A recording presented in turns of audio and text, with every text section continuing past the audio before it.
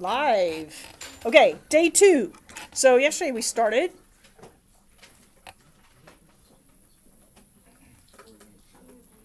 We started all the formulas.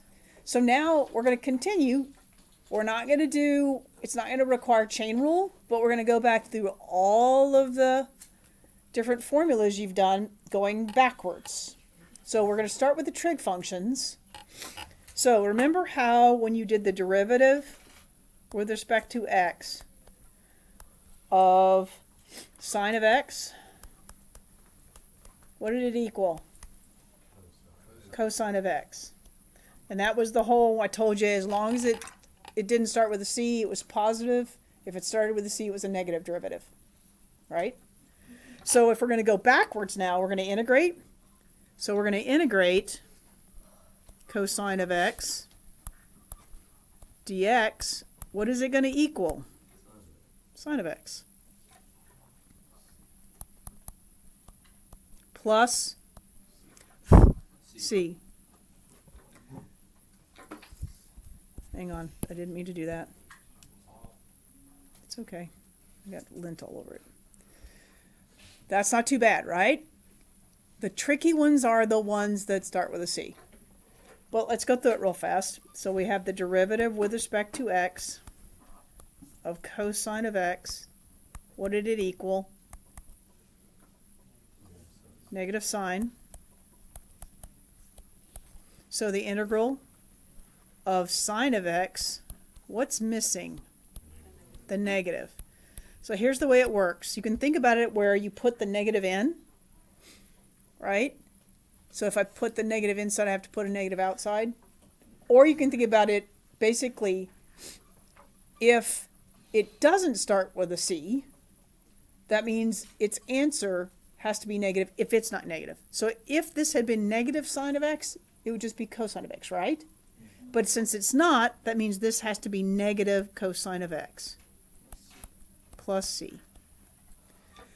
So anytime you're integrating a trig function that does not start with a c, its answer is going to start with a c. And you have to go, okay, well then that means that the negative has to be in one place or the other. If you're integrating, so this is the one you have to memorize. But if I had integrated negative sine of x, it would just be cosine of x plus c. Okay? One place or the other, if your answer ends up being a trig function starting with a c, one place or other has to have a negative sign. Either the original thing you're integrating or the answer. We'll practice, you'll see. All right, so we have to memorize that one. I'll just write it right now. Let's see if it red works. So if I have the integral of negative sine of x dx, it equals just plain cosine of x plus c, right? But if it's not there, so what are you going to memorize for now? You're going to memorize this. This is what you have to memorize.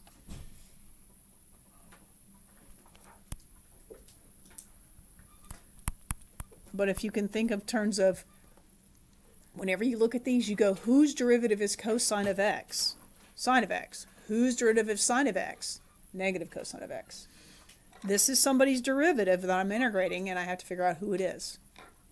Okay? Now I'll go do all the other ones. And I do mean all the other ones.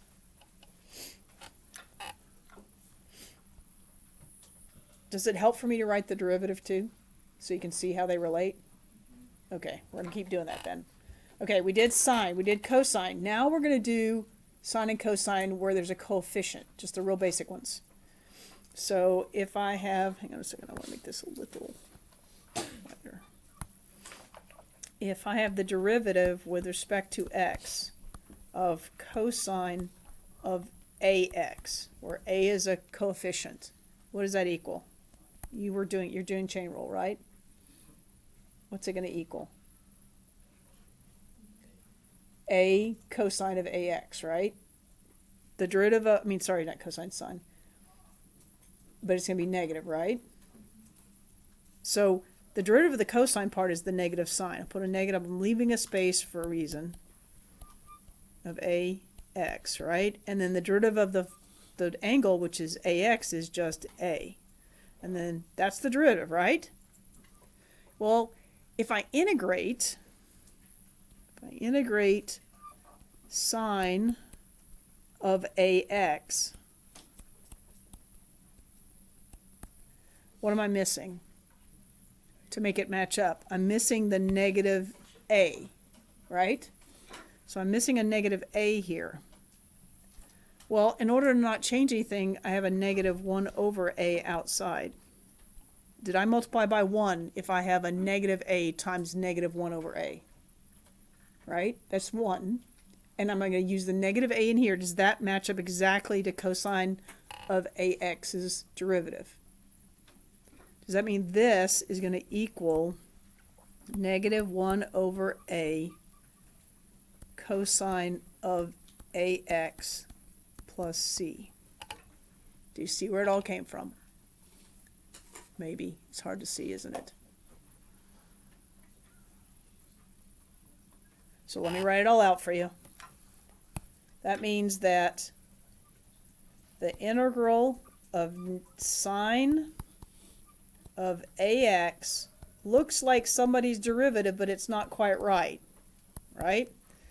Because if sine of ax was somebody's derivative, it would be cosine of ax, but there's parts missing. What part's missing I have to put in the answer. So I have to have a negative 1 over a cosine of ax plus c. So this is what you're going to memorize for now.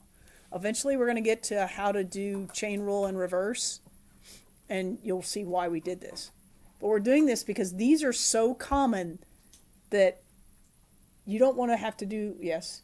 Why do you put the negative 1 over a instead of putting cosine of ax plus c over a?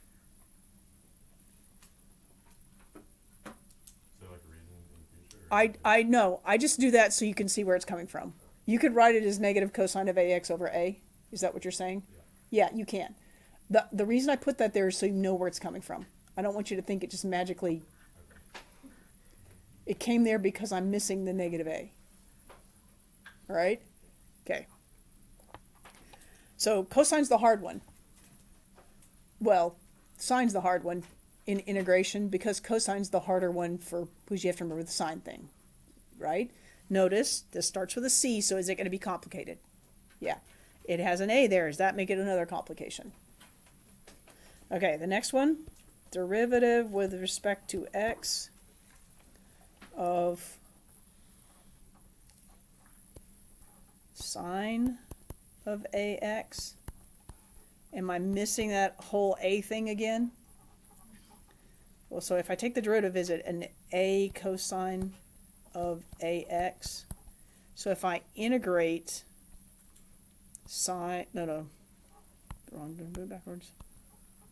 I'm integrating cosine of ax dx, it is going to equal the 1 over a sine of ax plus c.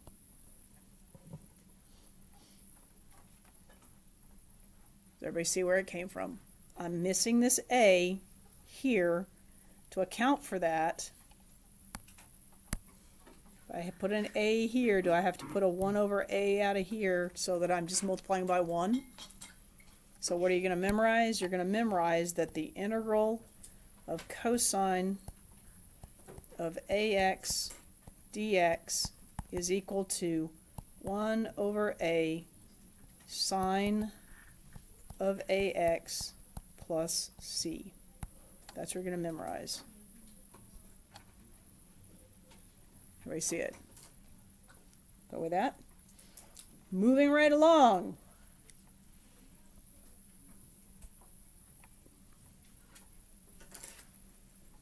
I have to add a page. How do I add a page?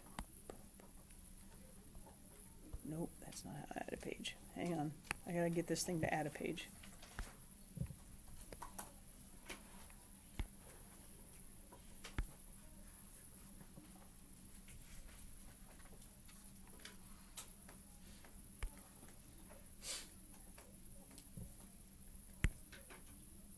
Okay, let's see if it did it. Ha, oh, I didn't want it in white. I wanted it in... I'll figure out how to get it to do gray next time. All right, moving right along.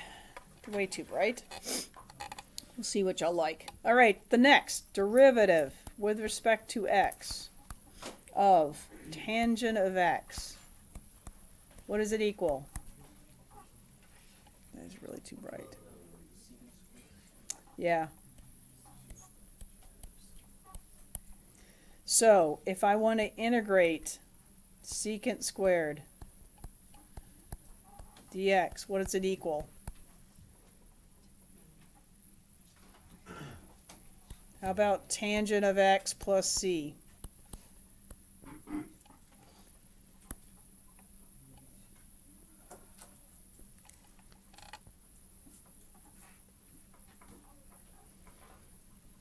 That's what you're going to memorize.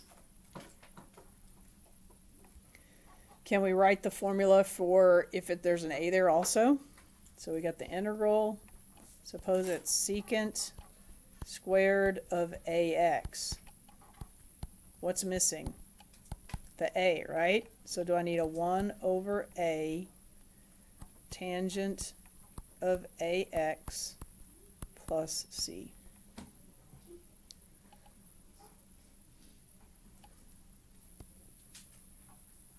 You're memorizing both of those.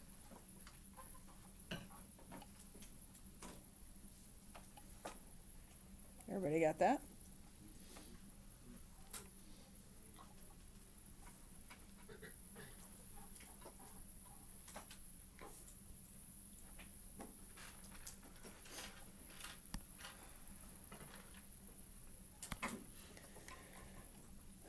So now, let's see, what is the derivative with respect to x of secant x?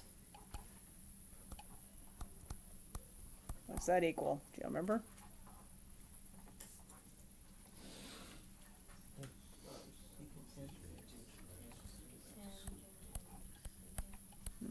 Secant x, tangent x.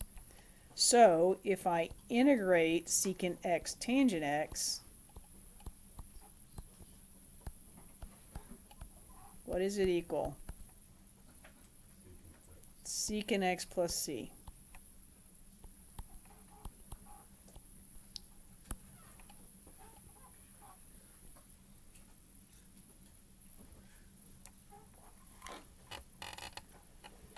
And if I do it with a's,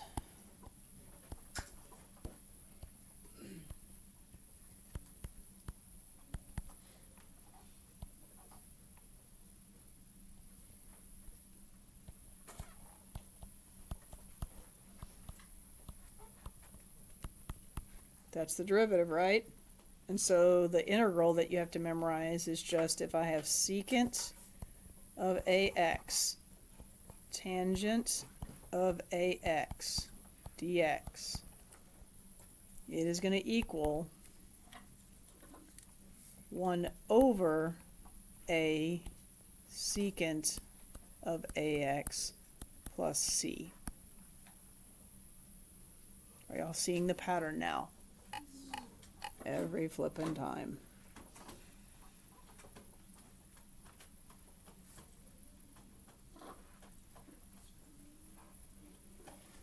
Okay, we've done the easy ones. Now we got to do all the negative ones, right? If I do the derivative with respect to x of cotangent of x, what does it equal? Hello? Negative cosecant squared of x. So if I'm integrating cosecant squared of x dx, what's it equal? Negative cotangent x plus c. You memorize. Those are the easy ones. After you get the hang of it, it's pretty straightforward, right? And then the one that's going to match up to it is if I have cosecant squared of, that's really messy, ax dx. I'm missing the a, so it's going to have 1 over a cotangent, sorry, negative, x plus c, right?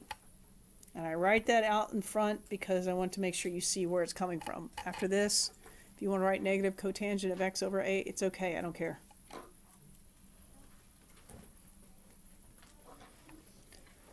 And last but not least, if I do the derivative with respect to x of cosecant of x, what's it equal? Anybody awake? I hear one small voice. Yeah, same small voice. There we go. And then so if I'm going to integrate cosecant of x, cotangent of x dx, it equals negative cosecant of x plus c. And if I have the a thing going on, I have an ax, I have cotangent of ax dx. What does it become? Negative 1 over a cosecant of ax plus c. And you have to memorize both of those. But it's really the same thing. And after you get the hang of it, does it all look the same? Hopefully.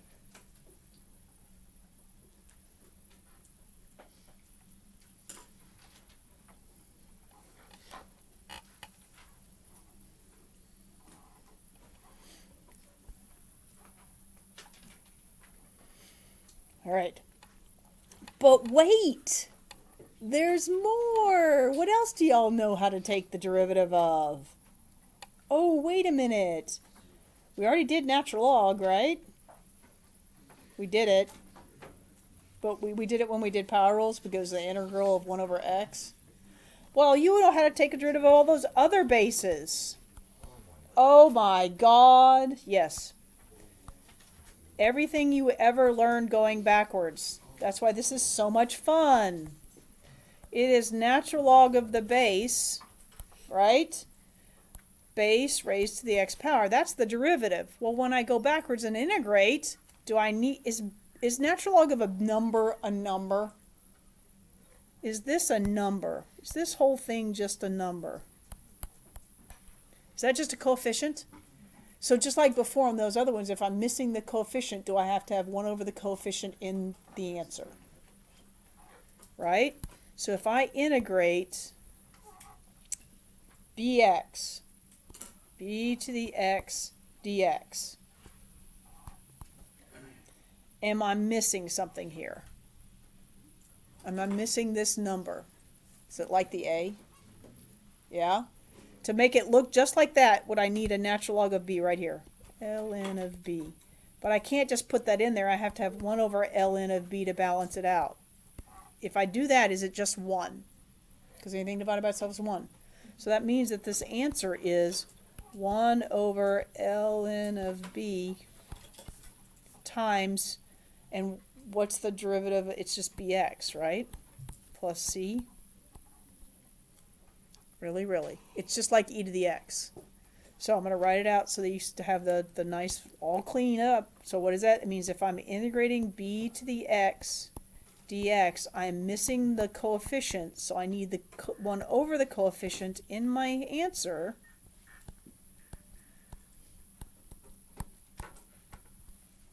Hang on, that doesn't look like a power. I'm going to make sure it looks like a power.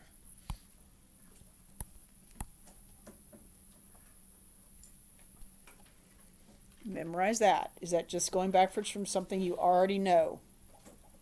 But wait, you know even more. Okay, I need another page. Let's see if I can add a page this time with the right color. Okay, page manipulation, insert 1 after position 3, size. I can pick color. There we go, charcoal. Let's try it this time. Charcoal. There we go, that's better. That way it's not so glary, right? Okay, what else do you know? You know inverse trig. You do. Did you know that? Did you know you knew inverse trig? What was the best color on charcoal? Was it blue or the green? Green. Okay, green.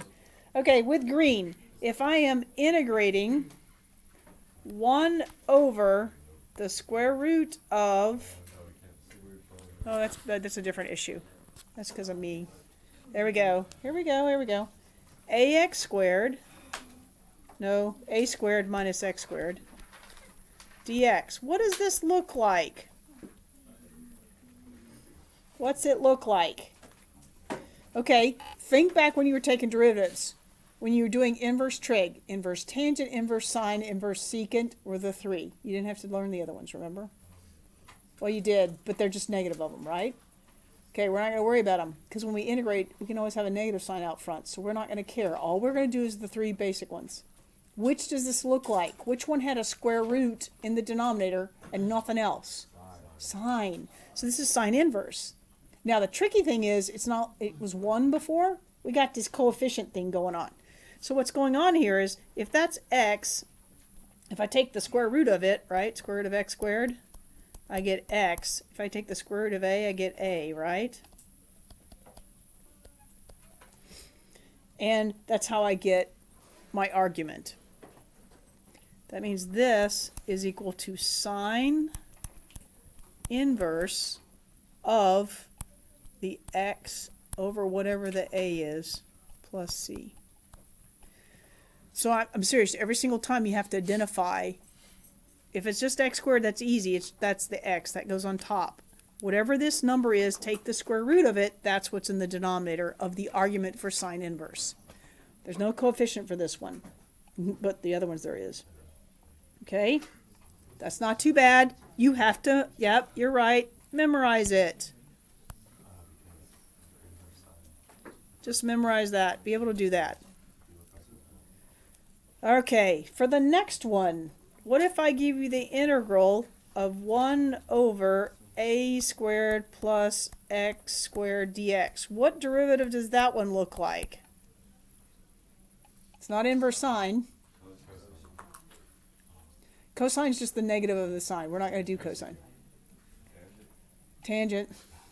He's bad random trig function generator. This, so once again, am I doing x and a for this? But the trick is, for tangent, you just have to memorize this. It just is. I could show you with trig, but it is not worth my time, because your eyes will roll up in the back of your heads and you'll all pass out on me. So just memorize. I can really do this based on triangles, but I'm not going there with y'all. He's not worth it. So it's 1 over a, and then it's tangent inverse of x over a plus c. So you just memorize that. There's one for secant. Secant is very rare. On the AP test, they love sine and tangent. They love sine inverse and tangent inverse. But I'm going to give you secant anyway. So it's the integral, and it's 1 over x. Notice it's not an absolute value. So what happens is, it's like the natural log. Since the absolute value is not in the derivative, I have to put it in the answer. Do you remember that there's an absolute value? Do y'all remember that? Oh heck. Wait, I think I wrote that formula down wrong. There's an absolute value, I believe. We're going to write it down, and then I'm going to go look it up real fast. It's 1 over a secant inverse, and I'm going to put x over a here, but I think it's an absolute value. No, it's not, because x is positive because I took the square root. I'm only taking the positive root. Never mind, we're all good. I don't have to worry about the absolute value because it's positive.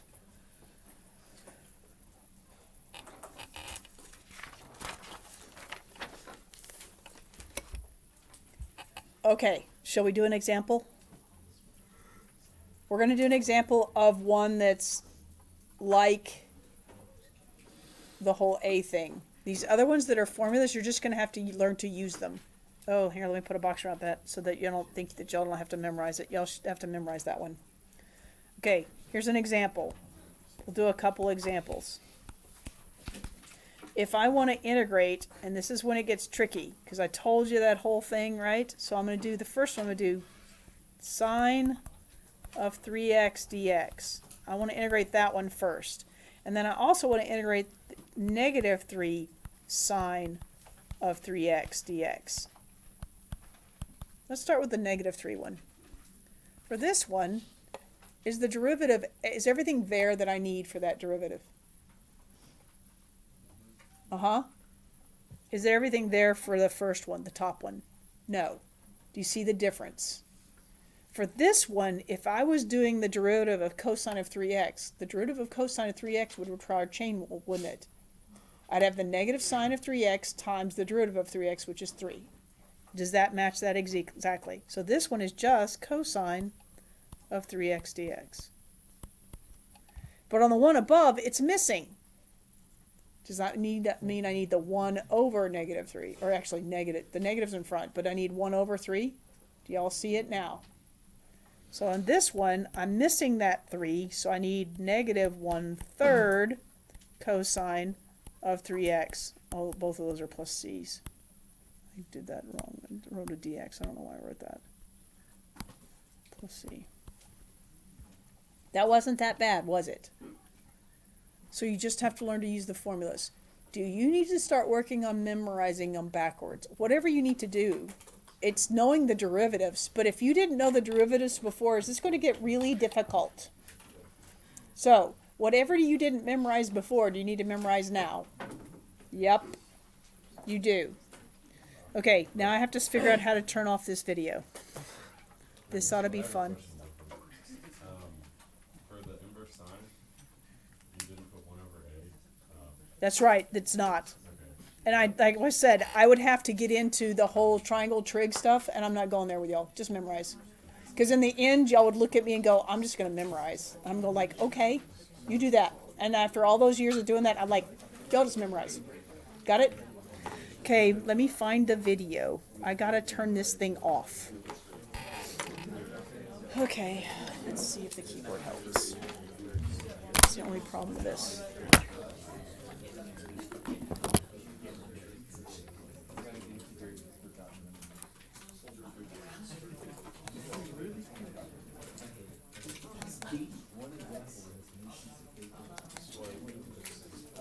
Hang on, I'm trying to get this to turn off.